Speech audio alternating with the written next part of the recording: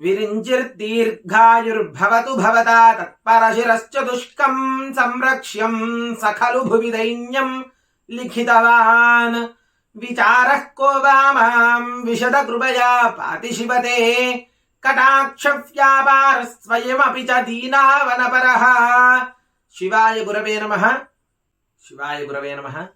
మనం ఎంతో చక్కగా చెప్పుకున్నటువంటి ఈ కార్తీక పురాణంలో నిన్నటి రోజున చెప్పుకున్న ఈ 25వ అధ్యాయంలో మనం చెప్పుకున్నాం. దుర్వాసుల వారు ఎంతో ఆగ్రహించి అంబరీషుల వారిని అలాగే తిరిగి మరలా శాపం ఇవ్వబోతూ ఉండగా శాపం వృధాగా పోకూడదు అని సాక్షాత్తు శ్రీ మహావిష్ణువే అంబరీషుని హృదయంలోంచి సుదర్శన చక్రాన్ని వదిలి ఆ సుదర్శన చక్రం వెంటపడుతూ ఉండగా దుర్వాస మహాముని భూలోకము మొదలైన సమస్త లోకములు తిరిగి రక్షణము పొందలేక శీఘ్రముగా హరి నిలయమైన వైకుంఠమునకు చేరుకున్నారు. దుర్వాసనుడు ఇట్లు ప్రార్థించాడు: జగన్నాథ, బ్రాహ్మణ ప్రియ, మధుసూదన, సుదర్శన చక్ర సంబంధమైన మంటలు నా పైన పడకుండా నన్ను రక్షించుము, రక్షించుము. ఓ విష్ణు, సూర్యకోటి సమాన కాంతి గల ఈ ఘోర చక్రము నన్ను చంపుటకు వచ్చుచున్నది, నివారించుము స్వామి అని ఇలా ప్రార్థించడం మొదలుపెట్టాడు ఆ దుర్వాస మహాముని. నీ భక్తుడైన అంబరీషునకు అన్యాయముగా శాపమిచ్చిన పాతకునకు నాకు ఈ శిక్ష తగియే ఉన్నది. వేల కొలది బ్రాహ్మణులలో నేను బహు పాతకుడును, కాబట్టి నన్ను రక్షించుము. హరి, నీ వక్షస్థలమందు బ్రాహ్మణుని పాదము ఉండలేదా? భృగు మహర్షి హరిని పాదముతో వక్షస్థలమందు తన్నెను కదా, కాబట్టి అట్లే నా పాతకము కూడా నీవు సహించవలను. ఈ ప్రకారము విష్ణుమూర్తి ముందు దుర్వాస మహాముని సాష్టాంగ నమస్కారము చేసిన వాడై, ఓ స్వామి, నన్ను రక్షించుమని అనేక మారులు దుర్వాసనుడు పలికినాడు. అంత హరి నవ్వుచూ ఇట్లన్నాడు: ఓ ఈ దుర్వాస, బ్రాహ్మణులు నాకు దేవతలు అనుమాట. నిజమే, మీ వంటి వారు మిక్కిలి దేవతలే అగుదురు. బ్రాహ్మణోత్తమ, నీవు సాక్షాత్తు శంకరుడవు, బ్రహ్మస్వరూపుడవు. జటలతో కూడి భృగుటిలమైన నీ ముఖమును చూచినచో ఎవ్వరికి భయము కలుగదు. మీ వంటి వారు స్వభావమునకు వికారమును కలిగొనివ్వరు కదా. నేను మనోవాక్కాయముల చేత బ్రాహ్మణులకు అపకారము కొంచెమైనను చేయను.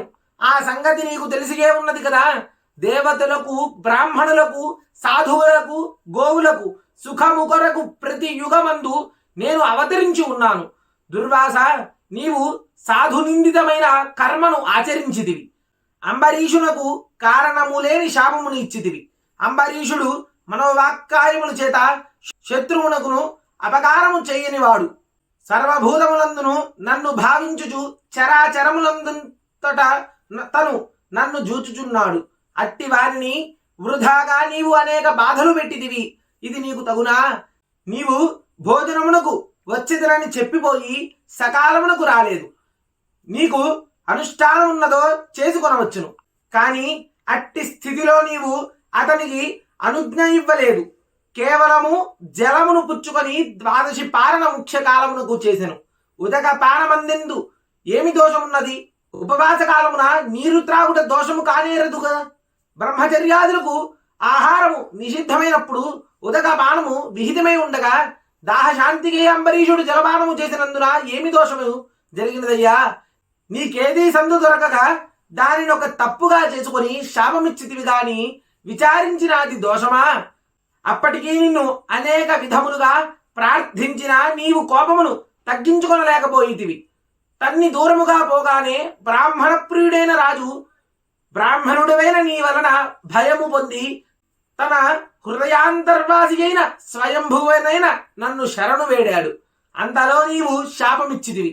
బ్రాహ్మణుని మాట అసత్యమైపోవునని తలంపుతో రాజు హృదయమందున్న నేను ఆ 10 జన్మల శాపములను అంగీకరించితిని. నీవు శాపమిచ్చు సమయమున రాజు, అయ్యో బ్రాహ్మణాపకారము కలిగినదే, ద్వాదశిని విడిచిన హరిభక్తి లోపించునని భయముతో జలపాలన చేసి తిని దానితో బ్రాహ్మణ తిరస్కారమాయను కదా.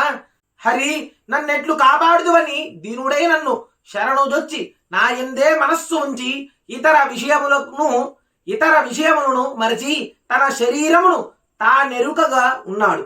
అట్లుండగా నీవు శాపమిచ్చితివి. శాపమందు నీవు మీనము కూర్మము మొదలైన 10 జన్మలు గురించి 10 జన్మముల శాపముని ఇచ్చితివి. బ్రాహ్మణుని మాటను సత్యముగా చేసి తిని నా భక్తునికి అనిష్టము కలుగును. శాపమును నివారించి తినేని బ్రాహ్మణ వచన మసత్యమగును. కాబట్టి బ్రాహ్మణ వాక్యము సత్యమూటకు భక్త రక్షణమూటకు ఆలోచించి నీవిచ్చిన శాపములను నేను స్వీకరించి తిని భక్తులకు కలిగిన అంతులేని మహా కష్టములన్నిటినీ నేను హరించితును. నా భక్తుడు ధర్మాత్ముడు, సమస్త భూతములందు సమబుద్ధి గలవాడు. అట్టి విషయమును ఎరిగి ఉండియు నీవు అధర్మముగా శాపమిచ్చితివి. వేదములందు దేశమును బట్టి కాలమును అనుసరించి వయస్సును ముఖ్యముగా చేసుకుని జాతిని అవలంబించి ఆశ్రయములను విషయముగా చేసుకుని మనుష్యులకు వివిధ ధర్మములు చెప్పబడినవి కదా. పురుషులకు కొన్ని ధర్మములు, స్త్రీలకు కొన్ని ధర్మములు, మనుష్య జాతికంతయు కొన్ని ధర్మములు చెప్పబడినవి. కాబట్టి మనుష్య జాతికి సామాన్యముగా చెప్పబడిన ధర్మములను మనుష్యులందరూ విడవకూడదు. 2 పక్షములందును మనుష్యులందరికీ ఏకాదశి నాడు భోజనం ఆచరించకూడదని వేదములందు పరమ ధర్మము విధింపబడి ఉన్నది. అట్లుగాక భుజించిన ఎడల దోషము చెప్పబడి ఉన్నది. ద్వాదశిని విడిచినచో ఏకాదశిని విడిచిన దోషము సంభవించును. కాబట్టి నా భక్తి లోపించునను భయముతో వాడు జలపాలన చేశాడు. ఇట్లుండగా నీవు వృధాగా విచారించక శాపమిచ్చితివి కదా. అంతటా విరమించక తిరిగి శాపమిచ్చుటకు ప్రయత్నించి నీవు నోరు తెరుచునంతలో దుర్వాసనుని మాటను అసత్యము పొందించతగదు అని తలచి నేను చక్రమును పంపితిని. అనగా శాపమిచ్చిన గ్రహించువారు లేరుగాన శాపము వృధా అగునని తలచి నివారించుచు భావముతో చక్రమును పంపితిని. బ్రాహ్మణోత్తమ దుఃఖించకము. అంబరీషుని విషయమై నీవిచ్చిన శాపము నాకు వరమయ్యింది. నేను ఈ రూపములను ధరించి అవతారములను ఎత్తుతాను అని ఆ పరమాత్మ చక్కగా చెప్పాడు ఈ అధ్యాయంలో. నేను ఈ కల్పమందు ప్రళయమందు జగత్తు యొక్క స్థితి కారణమును కొరకు శంఖాసురుణ్ణి సంహరించుటకును మనువును రక్షించుకును పెద్ద చాపను అగుదును. దేవదానవులు సముద్రమును మధించుతరని సముద్రమందు మునిగిన మందర పర్వతమును నా వీపున ధరించి తాబేలునవుతాను. హిరణ్యాక్షుని సంహరించుటకును భూమిని ఉద్ధరించుటకును నీలాద్రితో నల్ల కొండతో సమానమైన పందినవుతాను. హిరణ్యకశిపుణ్ణి సంహరించుట కొరకు క్రోధజ్వాలల చేత దిగంతముల వ్యాపించుచు వికృతాననుడనైన మనుష్య సింహమునగుతాను. లోకత్రయమును జయించి బినిబంధించి ఇంద్రునకు పోయిన రాజ్యమును ఇచ్చుట కొరకు వామనావతారము పొందుతాను. క్షత్రియ నాశనము కొరకు మహాబలముతో కూడా క్రూర కర్మయుతుడైన పరశురాముణ్ణవుతాను. రావణుని సంహారము కొరకు ఆత్మజ్ఞాన శూన్యుడనైన రాముడునవుతాను. యదువంశమందు ఆత్మజ్ఞానము కలిగి గోపికాముకుడైన రాజ్యము లేని కృష్ణున్నవుతాను. కలియుగమందు పాపమోహము కొరకు బుద్ధుడును దితికుమారుడునై పాషండ మార్గోపదేశుడునవుతాను. కలియుగాంతమందు విప్ర శత్రు ఘాతకుడునైన బ్రాహ్మణున్నవుతాను.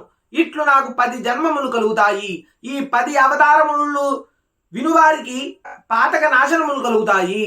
ఇంతటితో ఈ 26వ అధ్యాయం సమాప్తం చేసుకుంటూ మనం ఈ 26వ అధ్యాయంలో చెప్పుకున్న ఈ కథావృత్తాంతంలో ఆ పరమాత్మ ఎంతో చక్కటి విషయాలు మనకి చెప్పబడి ఉన్నాయి.